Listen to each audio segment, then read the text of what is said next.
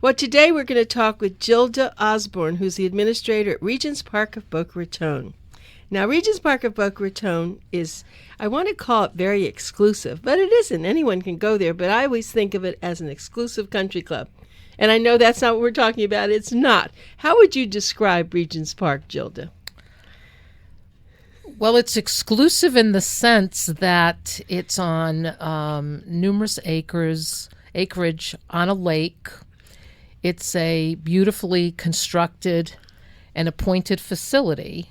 All of our rooms actually look out onto a pleasant area versus a parking lot or a dumpster area. So the views are phenomenal in all of our patient rooms. And we've designed a lot of our services to accommodate the needs and the desires of the people in the Boca Raton community. That's true. And, of course, the community knows so much about Regents Park, but you do a lot in the local community, and we can talk about that in just a few minutes. But I want to get back to Regents Park of Boca Raton because I have been there on several occasions, parties and open houses, and it just doesn't seem to be what we all thought of as a rehabilitation facility or a long-term healthcare facility. That's true. You know, we've designed and decorated the facility so that it has more of a home-like type of an environment with the spacious dining rooms, with the entertainment that we bring in from the community, the nicely appointed rooms, you know, the flat screen TVs. And then we're constantly adding new programs to meet the needs and the requests of our clients. And how do you manage to get such nice people to be the team there? I think because of the family environment, and it's been that way since the 20-plus years that our current ownership has had the facility, we have an extremely low turnover. The other day I had to fill out a questionnaire, and it said, do you have less than 40% turnover or more than 40% turnover? And I said, gee, there's no box for us. We have less than 5% turnover. So we've had people that have been in our environment, you know, working with us for many, many, many years.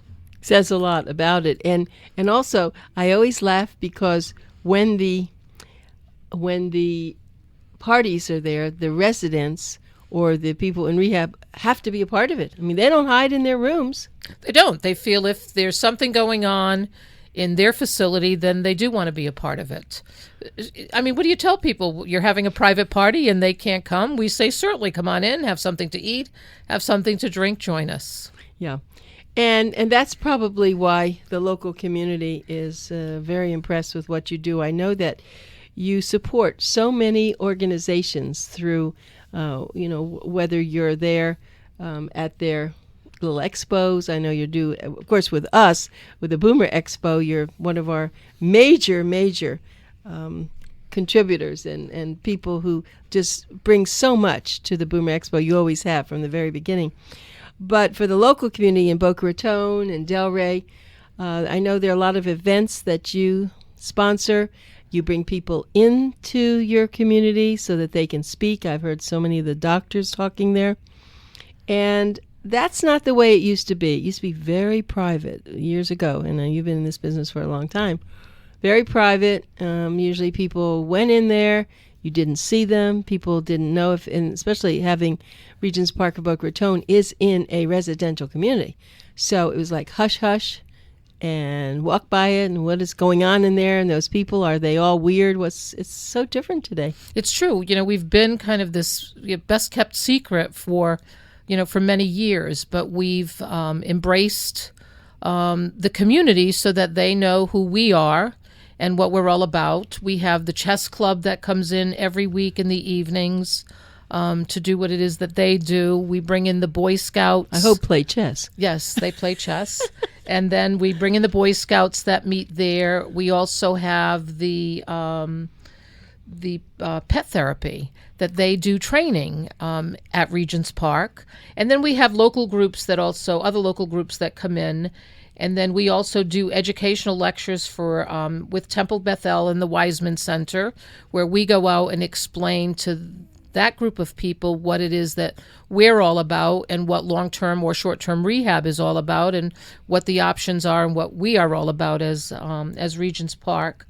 We also do events for our employees. Right now we're having a drive to raise money to provide school supplies for our employees that obviously either don't have the means or can't meet the demands of what the schools need for their children to have in school supplies. And I remember when my kids went to school, it was like going shopping, grocery shopping to get all of the different school supplies that were on the list of things that they needed. We're also participating in Light the Night with the Leukemia Association, the Walk for Parkinson's, Alzheimer's Association, and then we do the food drive at Thanksgiving. We do Toys for Tots at the holidays. Amazing. I mean, and actually the employees don't get paid extra to do this, but they do it because they really care about the community. That's it exactly. They do it because they care and they want to be a part of the community that we work in, and consequently we give back to the community. So for people who don't know where Regents Park of Boca Raton is, I can tell you it's just almost across the street from the Boca Raton Mall. It's right off St. Andrews, and it's the nice part, actually, in a sense, is it's not out like in a parking lot. As you said, it's not in a commercial zone. It's really in a residential zone, and it should be. That's where people want to live.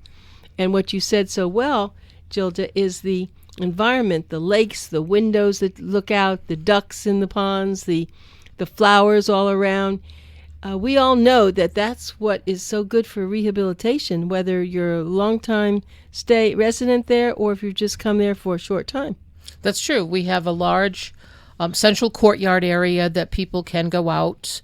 The front of the building actually has park benches and a covered patio that people can also enjoy, and also outdoor tables with umbrellas that people can go out there and enjoy with their families. And then we have a couple of pergolas, gazebos that people can visit their family with. So we have a lot of opportunity for people to also go outdoors. So they go out. You all go out to the local community, and they come in. And I was really interested when I saw that on our seminar page in Boomer Times, that you have the dog training there. Well, I bet a lot of the residents want, and they're allowed to sit there and watch this? Yes, they are. That sounds like it's great fun. And then we have the training there, and then we have pet therapy that comes in as well. And then we have one gentleman, and I don't even know the man's name, but he comes in a couple of times a week and with 2 large pet therapy dogs and plays our piano in the lobby. This is just a man that came in one day and introduced himself to us and comes in routinely and is a tremendous pianist. And it's just so enjoyable and comforting to listen to him play. And his dogs are there. What are they doing while he's there? They lie down underneath the piano. That's what they do. That's great. And they're big dogs. These aren't little dogs that typically come in with a lot of the pet therapy people. These are big, I guess they're retrievers. I guess I have to come and take a picture of this. Yes, sounds like it's amazing. Well worth it. And I know that you have a very big respect for the families who come. See, that's the other thing. And you've been in this, I call it a business, but in this healthcare field for a long time. And I believe that you're a nurse. I am a nurse. Yes, and that's the other thing. A lot of the administrators, and just like Leslie Curtis, a nurse, that's unusual too, to get people who are professionally degreed and yet they're in other capacities now. They're not nursing in a sense. You're at a place that needs nursing, but you're doing other things. I think it adds another dimension to being a healthcare administrator, because you have your managers or your families or your residents that come to you, and you have an understanding of healthcare being a nurse, such as I am. You have a very big responsibility there. I mean, you know that. And when I think of the administrator, I mean, you are where they say the buck stops there, whether it's the therapists, occupational, physical, speech, or it's the dietary, or it's the housekeeping, whatever it is. I mean, this must. Do you have nightmares at night? I mean, it is a big responsibility, but you have a good team. It's just that, what prepared you for this kind of responsibility? I've been doing it since I was in my teens. I started, I think the first job I ever had was for the Association for Retarded Citizens back in Massachusetts. And the woman that was the program director identified, I guess, an empathetic, caring personality that she mentored me to go into healthcare. My parents were immigrants, and they just thought it was not a good profession, that I should be secretarial or something like that. So this woman actually went with me to the high school to get me transitioned over to the college preparatory classes, because there was a division then between business and the college track. And I got started there, and then I went to work as a nursing assistant. And while I was and then made a decision to go into nursing. And then when I came down to Florida, it's interesting. I went to work in the hospitals because that had been what I had been doing. And I realized that in Florida, a lot of people in the hospital are elderly. So I decided that I wanted to go into a field where I could work with the older population, whether it was long-term care or rehabilitation, and sort of then refocused my career from hospital nursing into long-term care, and that was way back in 1980. And so I've been doing that in Florida since then, and I think it was a natural progression to go. I was a director of nursing for many, many, many years, and then the opportunity presented itself where I went back and got my my further education in healthcare administration, and then moved into an administrative position. Sounds like you were a leader, and so wherever you went, you always rose to that top position. And they can use people like you in the administration, because that's really where, when you have a good administrator, it just comes right down from that. But let's even go above you. I was very impressed when I was at one of the open houses to meet the the gentleman. And I have to say that he certainly cares for what he has put out there. He's silent, he's quiet, but he's very, very savvy about what he wants for those people who are in his facility. Am I right? You're absolutely right. What is his name?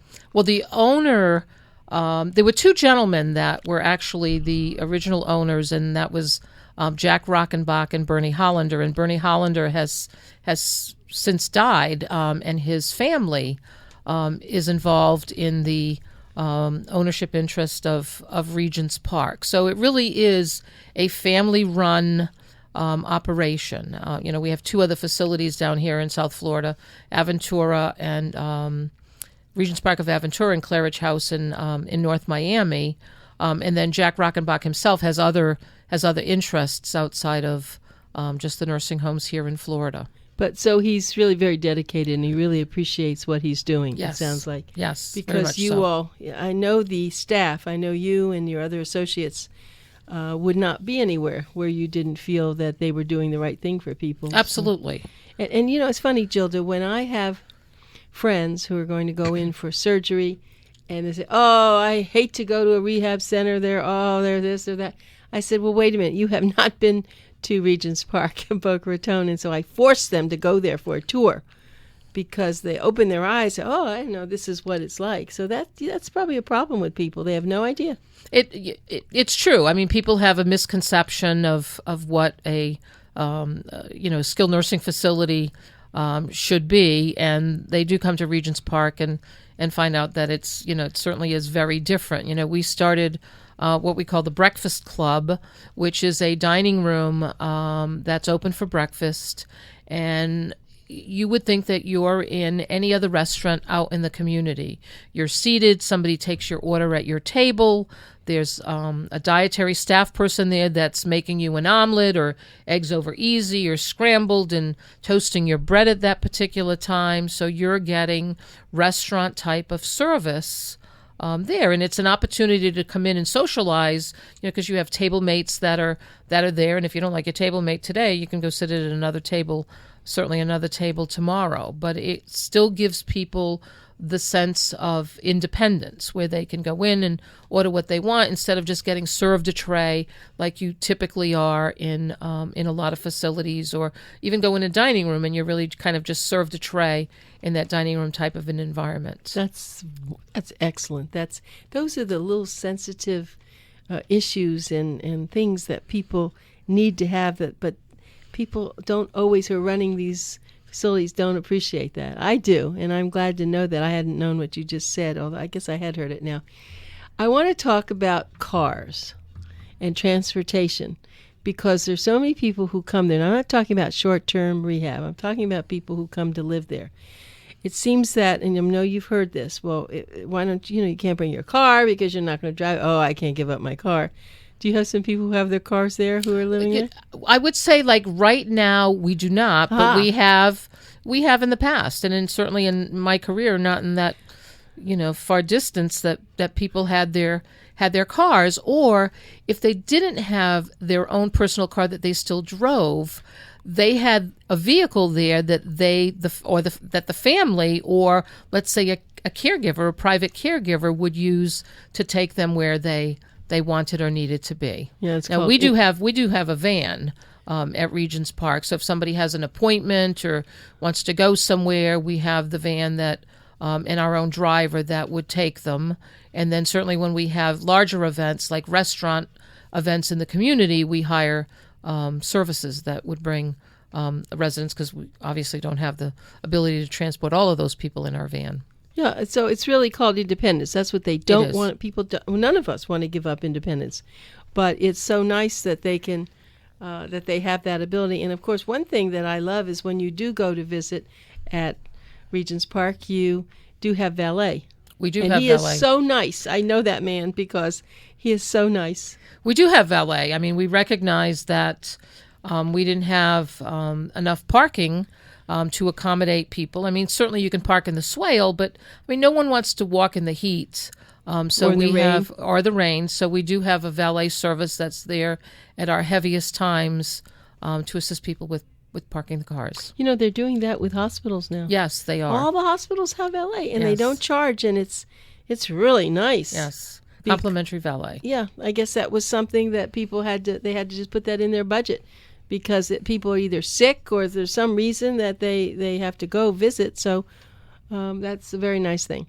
Okay, well, let's just, I want to give some information out, first of all, because I want to keep this going. So Gilda Osborn, is the administrator of Regents Park Boca Raton, and they're located on Verde Trail, and that is very close to the mall. It's right off St. Andrews and Glades Road, in a sense, power line. It all kind of fits around there.